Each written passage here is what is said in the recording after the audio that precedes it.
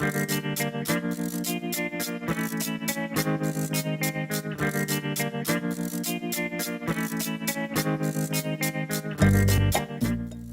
this is Michael Emery. Thanks for tuning in to The Slow Baja. This podcast is powered by Tequila Fortaleza, handmade in small batches and hands down my favorite tequila. Hey, Slow Baja is brought to you by the Baja XL Rally. The Baja XL is the largest and longest amateur off-road rally on the Baja Peninsula. It's 10 epic days, LA to Cabo to LA. Check it out at bajaxl.org. All right, so thanks for tuning in to The Slow Baja. Today's guests are Jordyn and Wayne Bisbee. It's a father and daughter, and they run the famous Bisbee's Black and Blue Marlin tournament in Cabo and Bisbee's East Cape Offshore, the multi-species Marlin, tuna, and Dorado. Do I have that right, Wayne? Yep, you've got it right there. All right, and Jordyn, you run the Bisbee Conservation Fund, right? So I help my dad with the Bisbee's Conservation Fund too. And I can't say that I help run the Bisbee's Black and Blue. It's my dad and my Aunt Trish. She is a rock star. She's his right hand when it comes to the tournament. So I don't want to take too much credit for the tournament. We have to include her as well for that title. All right. Well, we didn't link Trish into the Zoom call here, but Wayne got his Zoom stuff downloaded minutes before showtime. So I'm really glad that I've got both of you on the line. And I just want to start with, tell me about your dad, Wayne. Tell me about Bob Bisbee Sr. and how he went from running a fuel dock in Balboa Island to creating basically this, as I understand it, the Super Bowl of sports fishing. Yep. Now he had the fuel dock and tackle store on Balboa Island in Newport Harbor he was actually on a fuel dock down there managing one since the late 50s. And ended up buying the business in early 70s. And it happened to be the busier of the 2 or 3 fuel docks that are in the harbor. So knew most of the majority of the boats there and worked with them. And, you know, the West Coast boats, their pattern or their circuit, if you would, for the year is to winter down in Mexico. And then they summer up in California, possibly up to Alaska.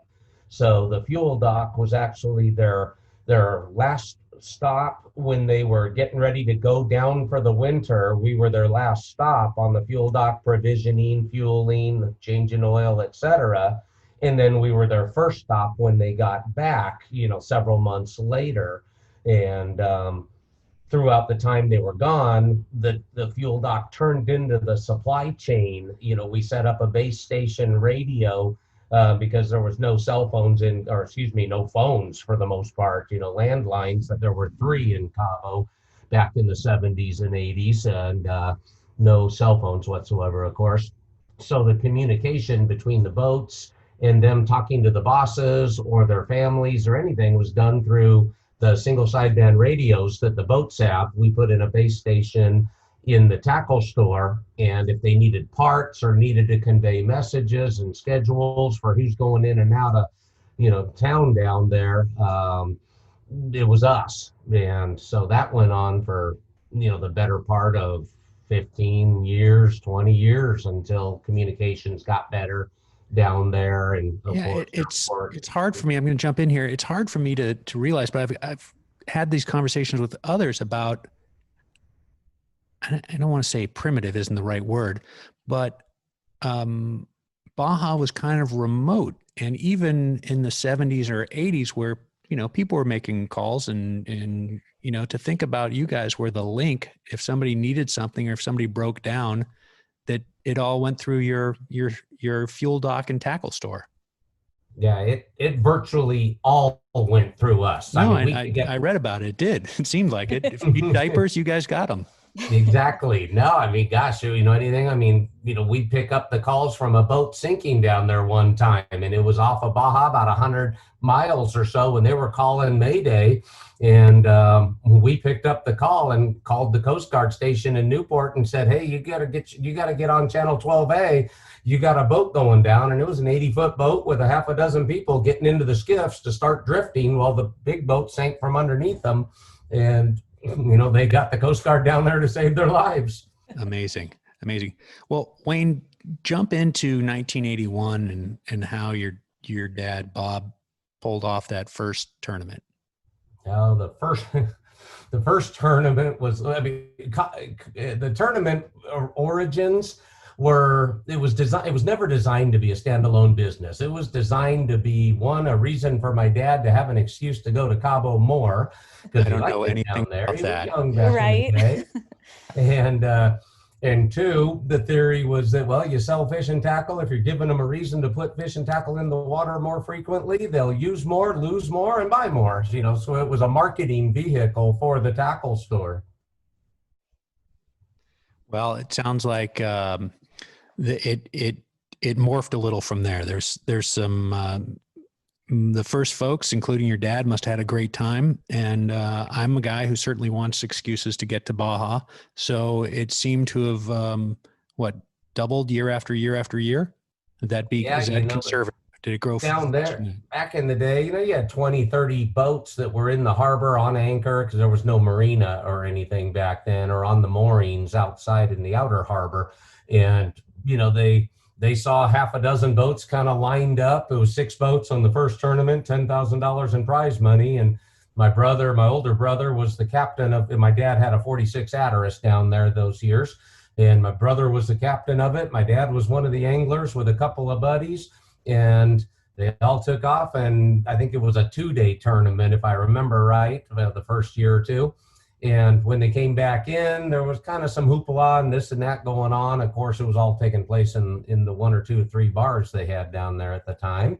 And the other guys on the other 15 or 20 boats were saying, what's going on? And, well, it's a tournament, this, that, and the other thing. And, well, we want in. So they did another one, and it went to 13 boats was the second year, or the second tournament.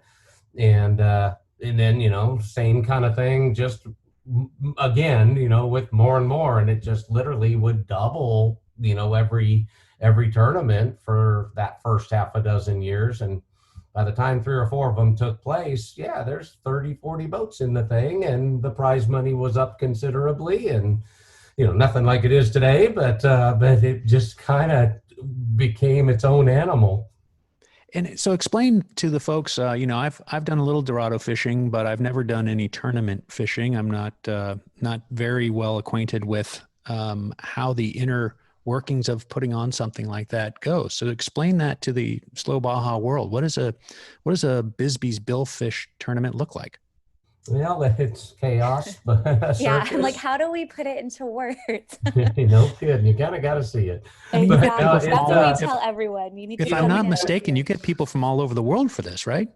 Oh, yeah. Now we'll have upwards of 17, 18 countries take place. I mean, 10% of our fleet for the last half a dozen years, 10% of our participation has come from the ex-Eastern Bloc countries of the Soviet Union, Georgia, Ukraine, Russia, of course. Russia.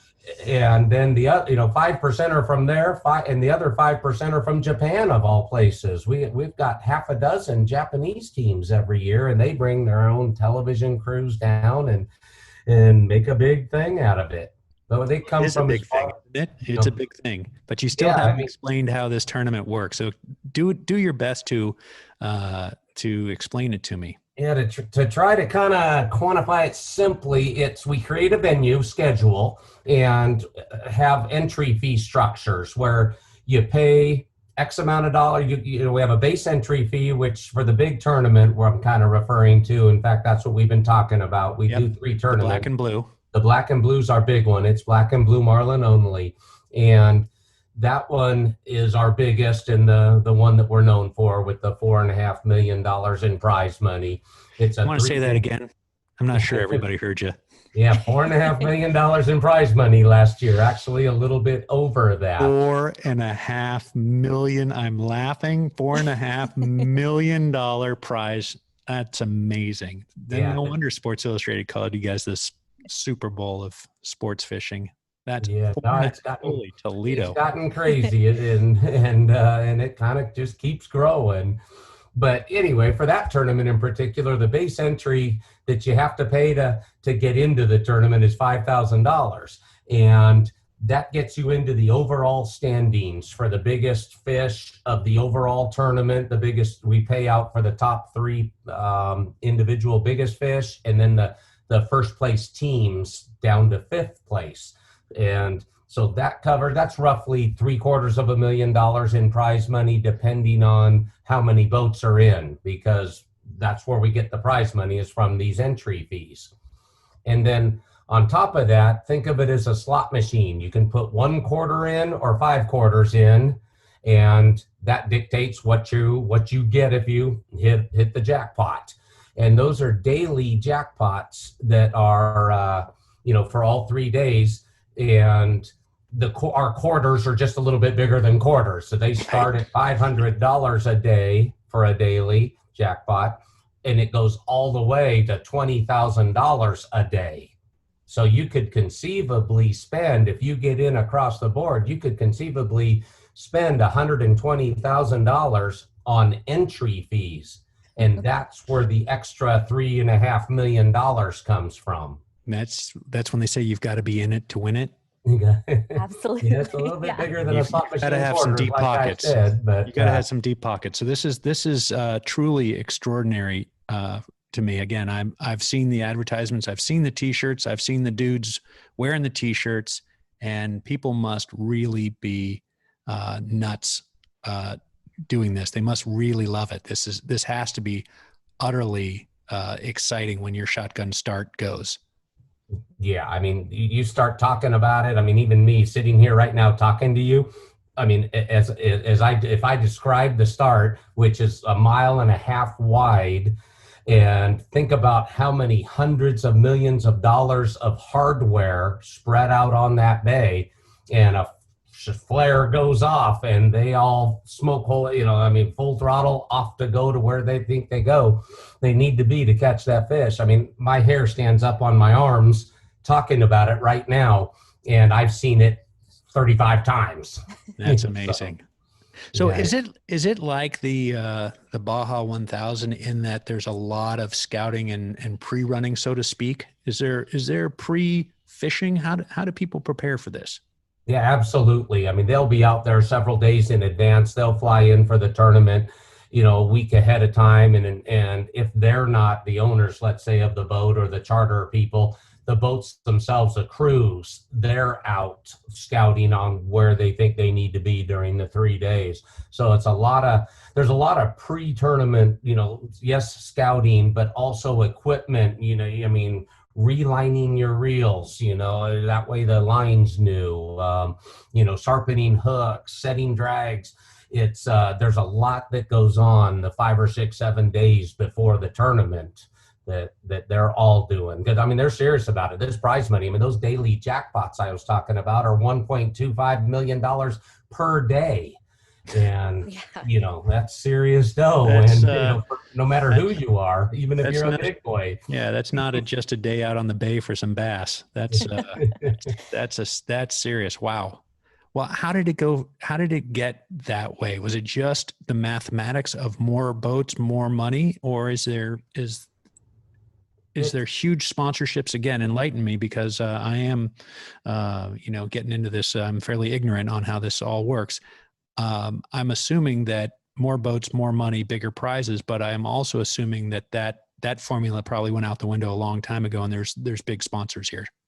Yeah, believe it or not, that is the formula, and it didn't go out the window. For all of our, I don't know what you want to call it, for all of our fame and whatever and success, our sponsorships, really aren't out of the industry. They're generally, in the fishing and the boating industry still. We don't have national brand advertisers really. Sure, we get a beer company, excuse me, and every now and then a liquor company and all. But for the most part, it's remained kind of in our wheelhouse of marine type companies. We're trying and we want more, that's for sure.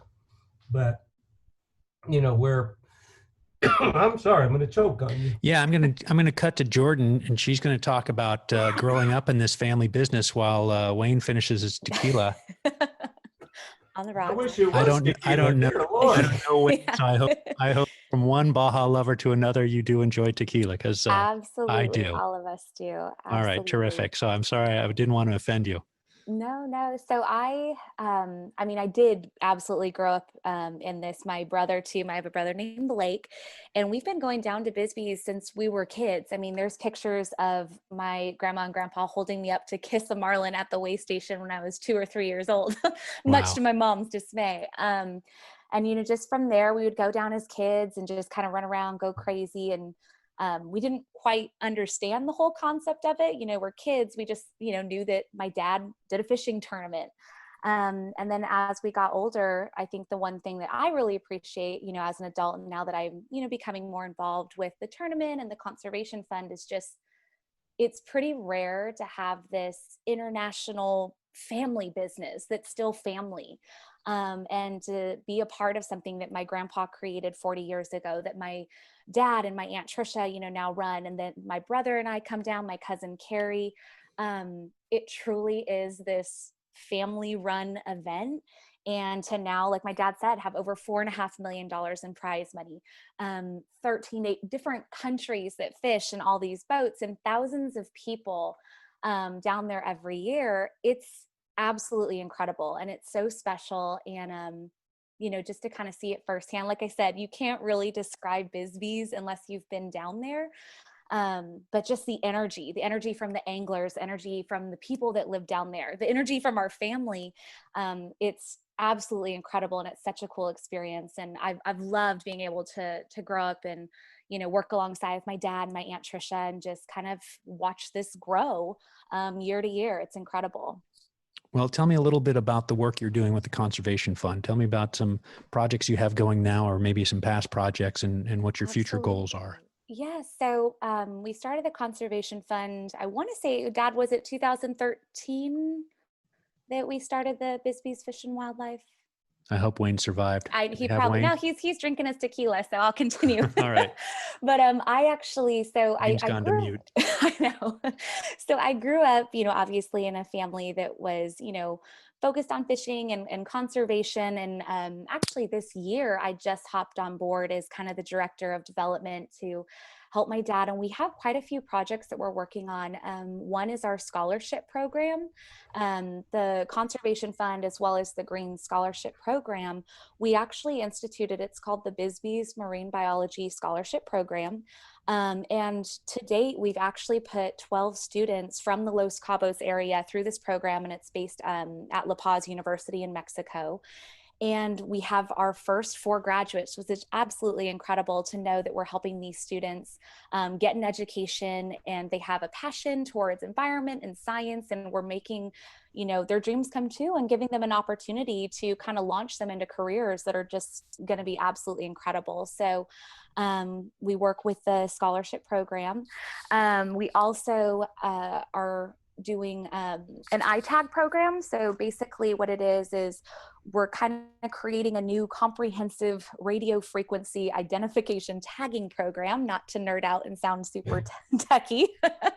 For the fish, right? For the fish, correct. Yeah. So tagging has been around for decades, but it's kind of archaic the way that it's done. And what we're doing is we're creating new tags, these RFID chips they interact with an Android and a smartphone.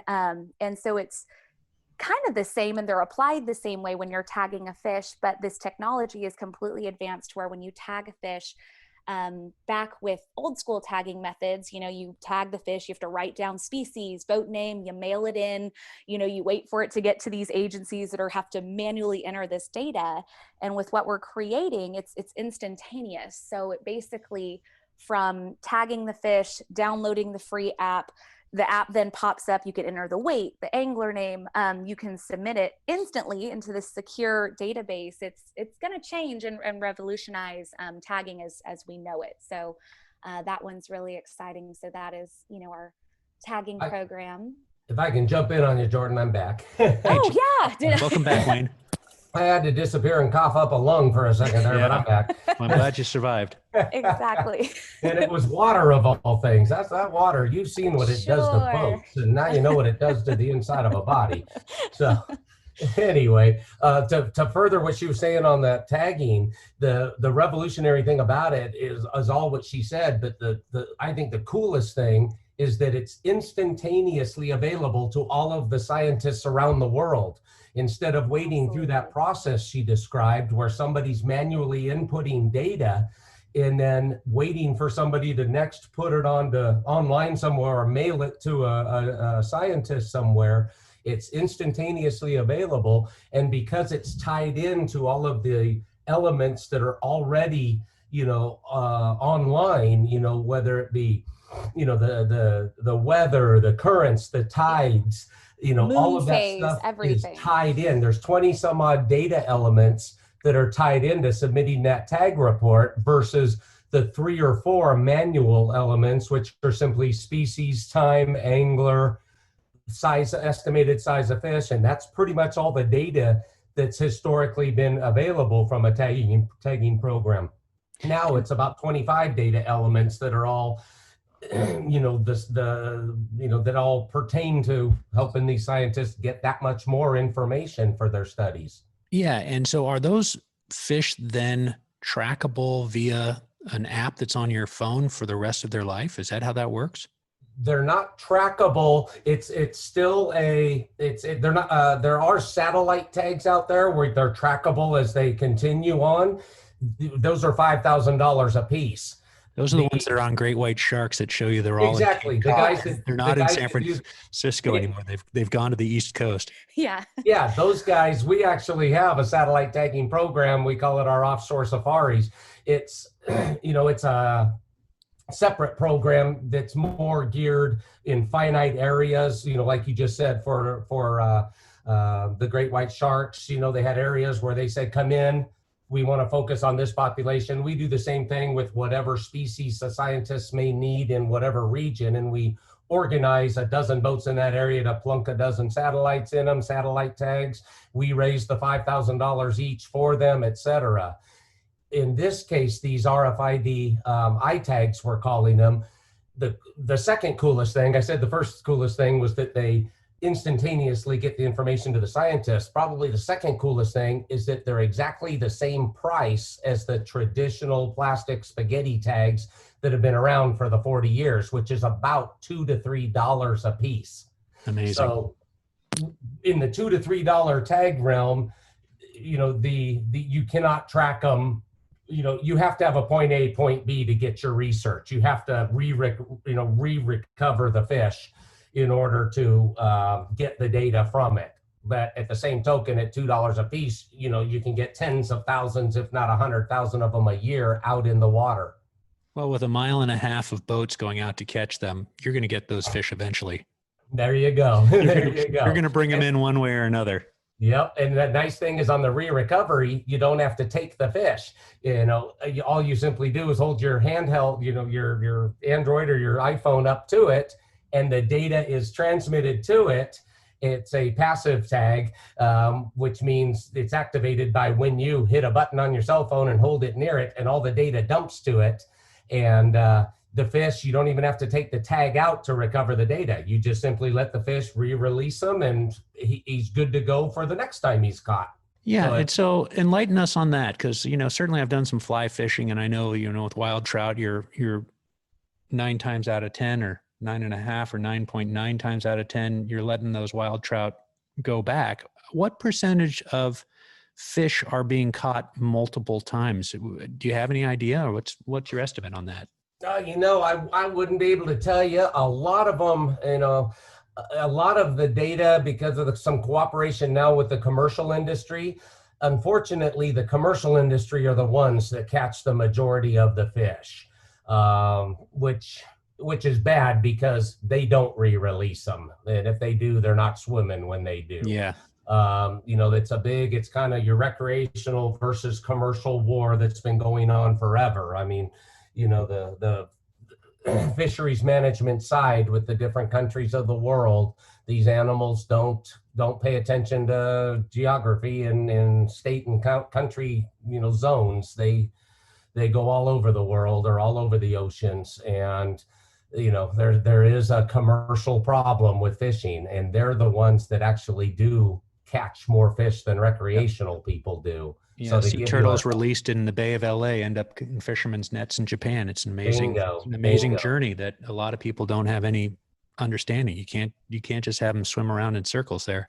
Exactly. Hey, so back to the conservation way, now that we've got you on board, how do you keep these species going? Excuse me, I'm just asking totally ignorantly. How does one, like, I'm well aware of all the work being done in the duck world, getting habitat for ducks so that they can lay their eggs, so that, you know, people will have ducks to hunt when it's hunting season.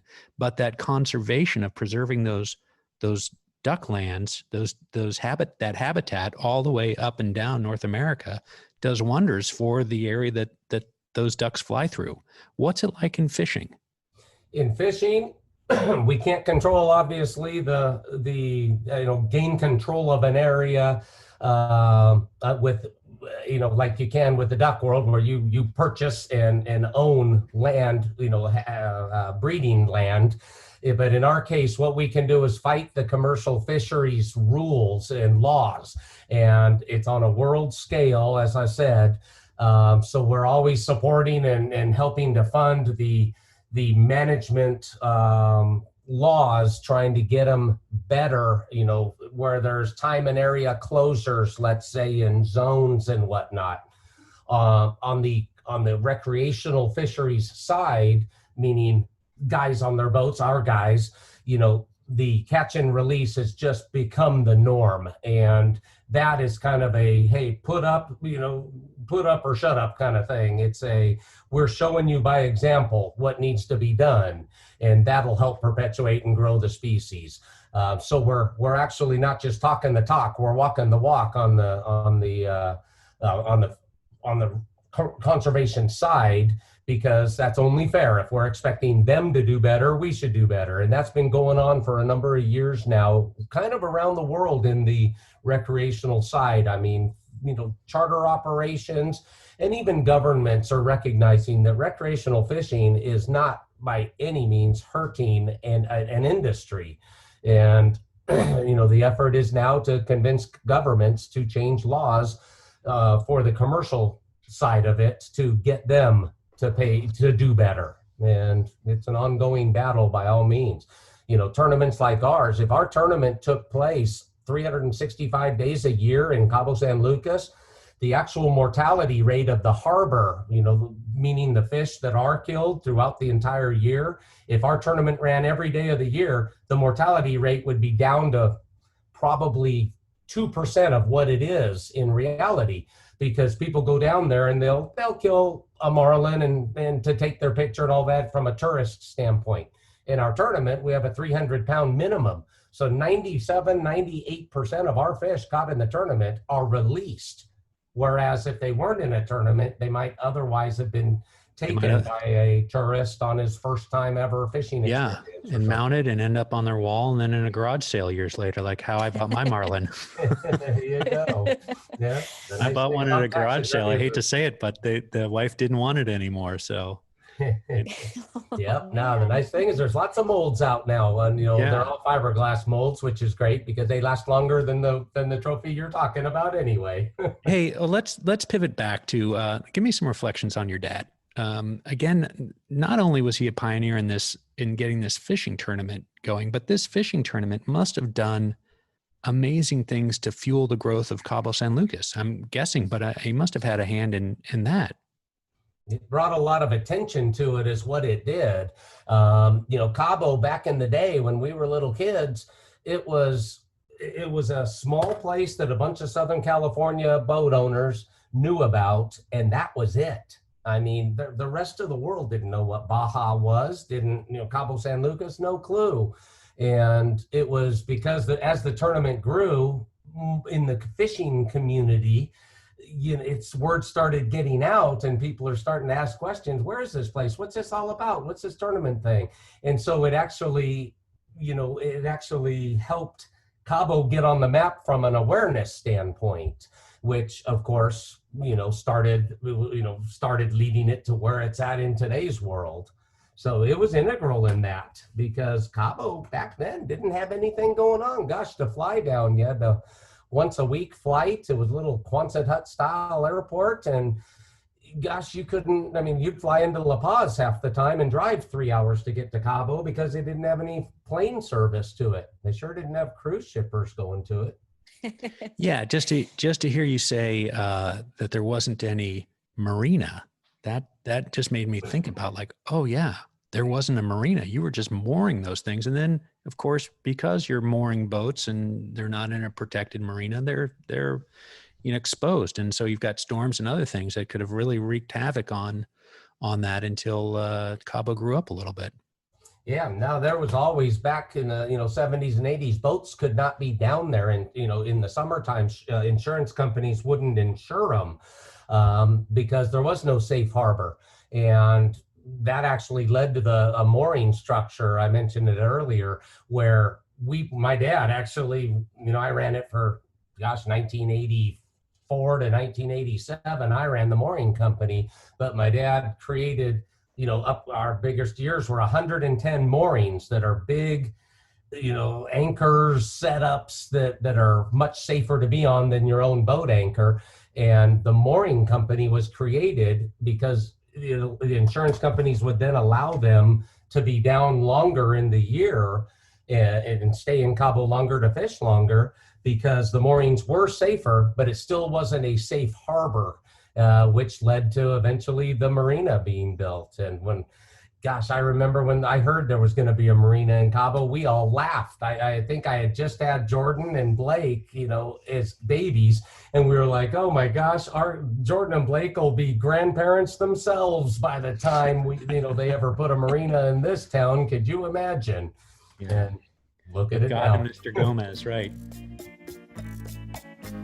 Hey, you know that we're itching to get our old Land Cruiser south of the border soon, and when we go, we'll be going with Baja Bound Insurance. Their website is fast and easy to use. You can check them out at bajabound.com and tell them Slow Baja sent you.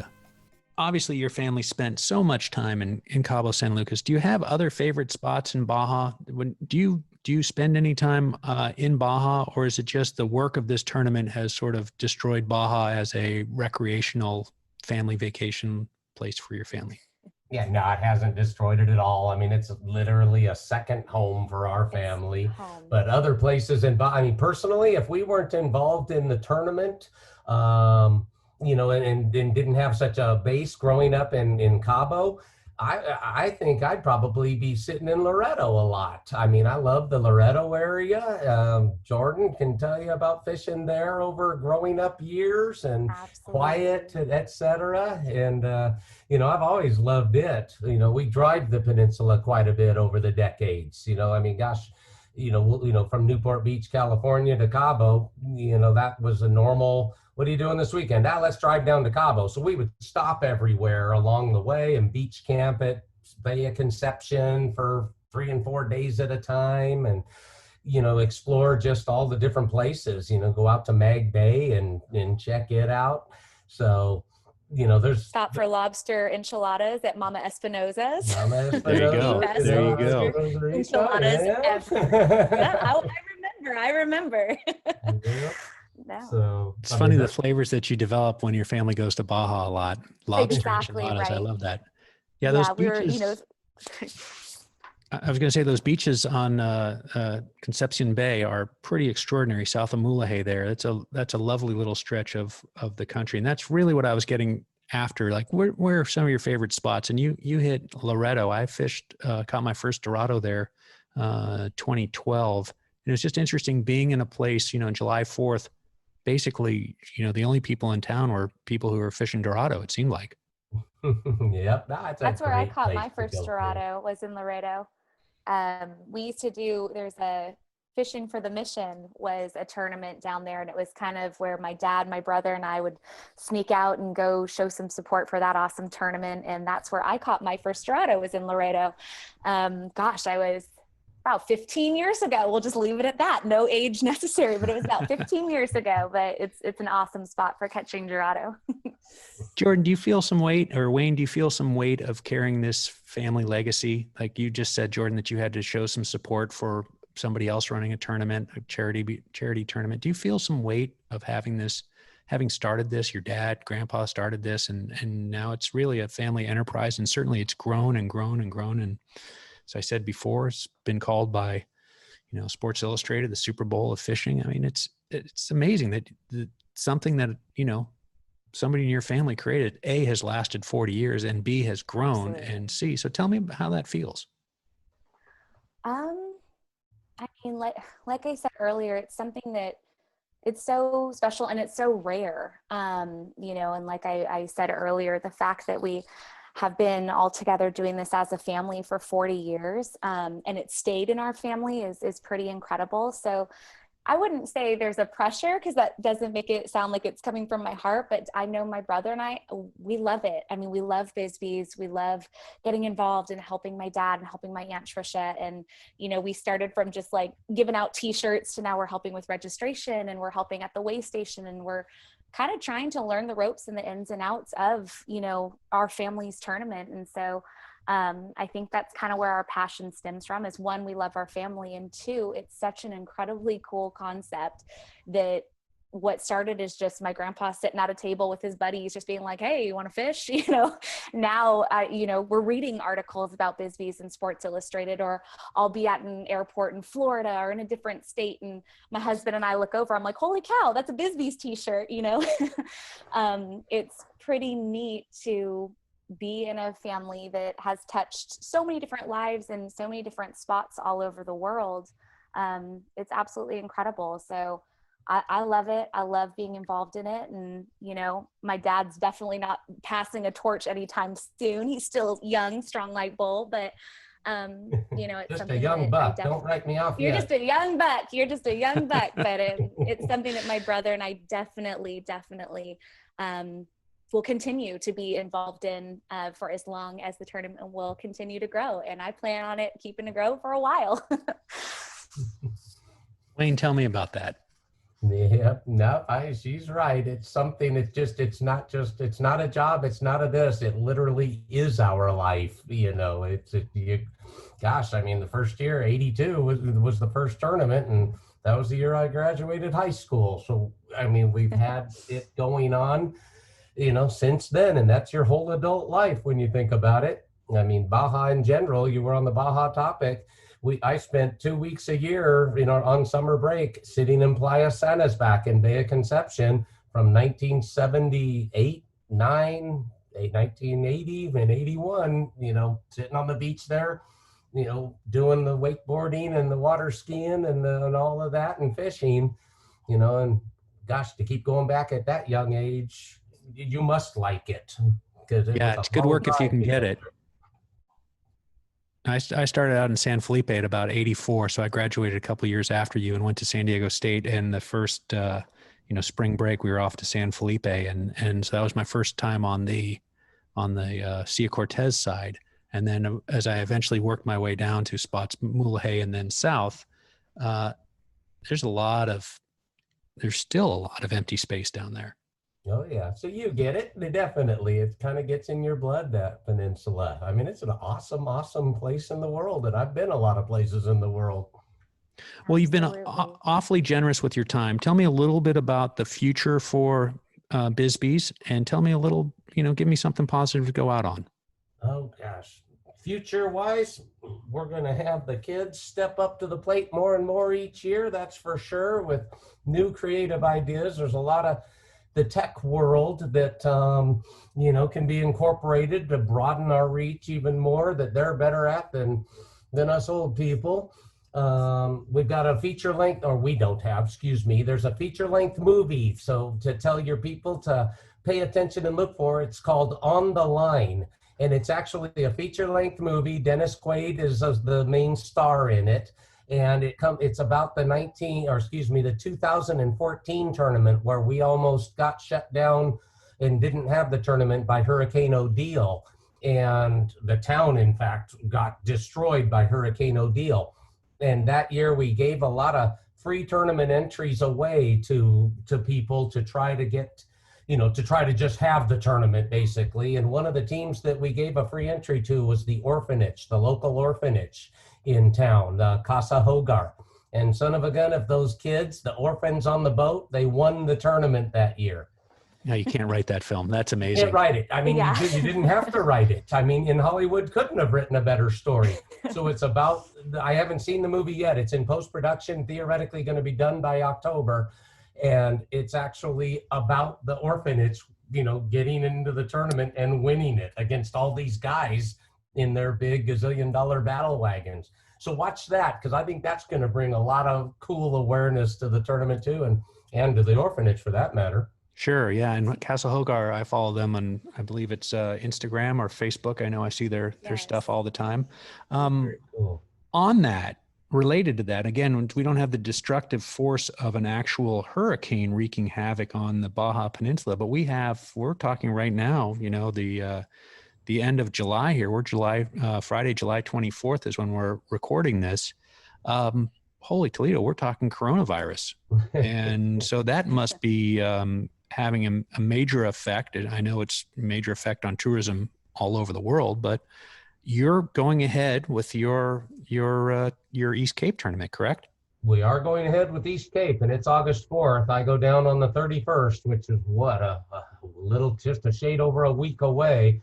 And as I'm talking to you on this, I've got the Zoom box on the left side of the screen, the right side of my screen. When we hang up, I'm going to be editing what we're able to do at the tournament functions, where they'll allow us to do the tournaments, yet the social distancing and et cetera, all of their requirements. We're going back and forth with the government now of how about if we do this way? How about they're saying, how about if you do that? And we're creating, it's going to be a little bit of a different format because of this. Hopefully by October, Lord willing, it'll be better and more back to normal. I sure hope so.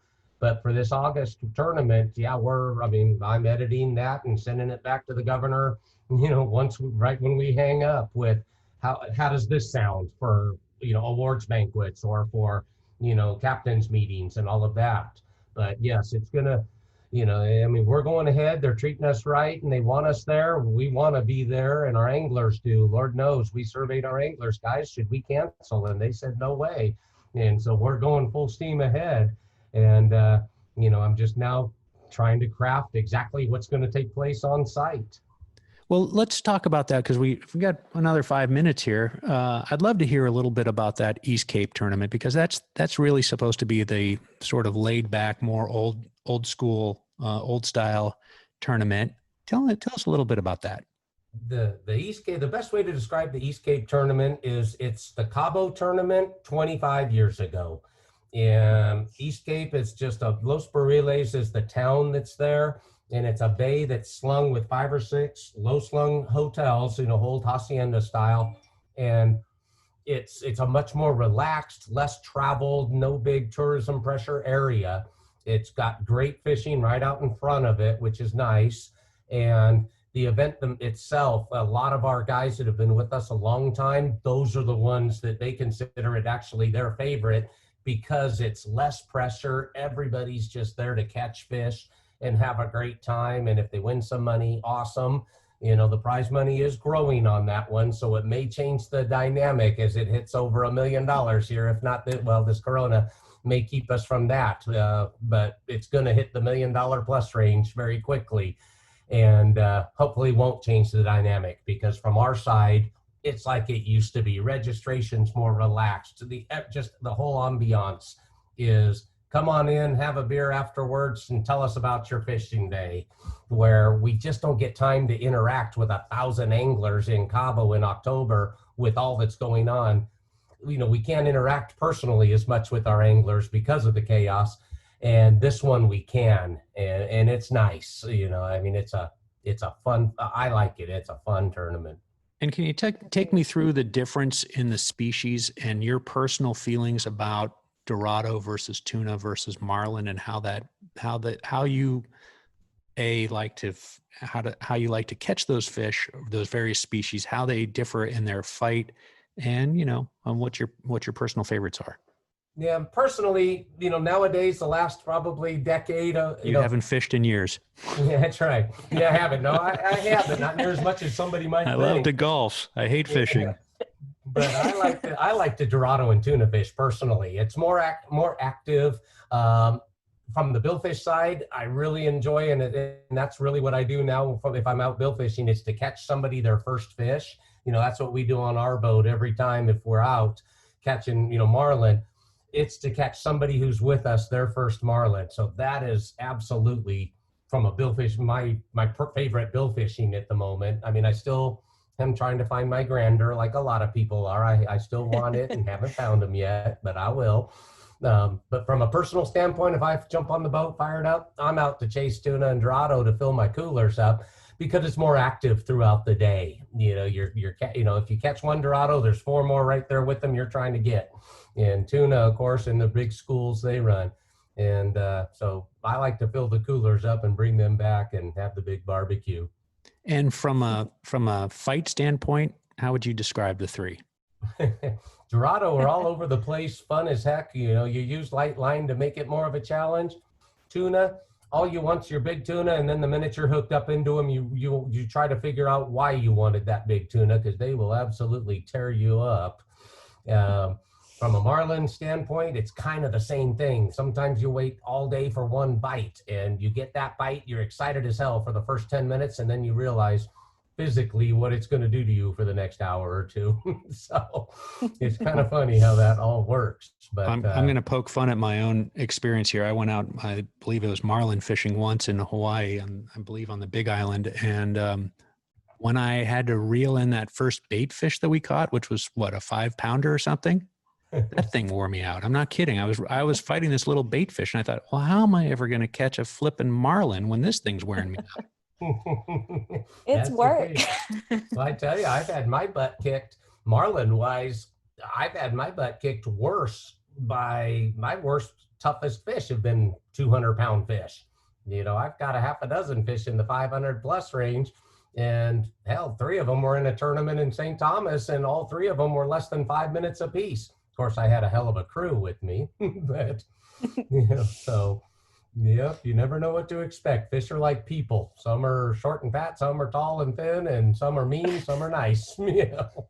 Some are prize fighters and some are not. Hey, Jordyn, take us out on a positive note here. Tell us a little bit about the future for Bisbee and take us out on a positive note.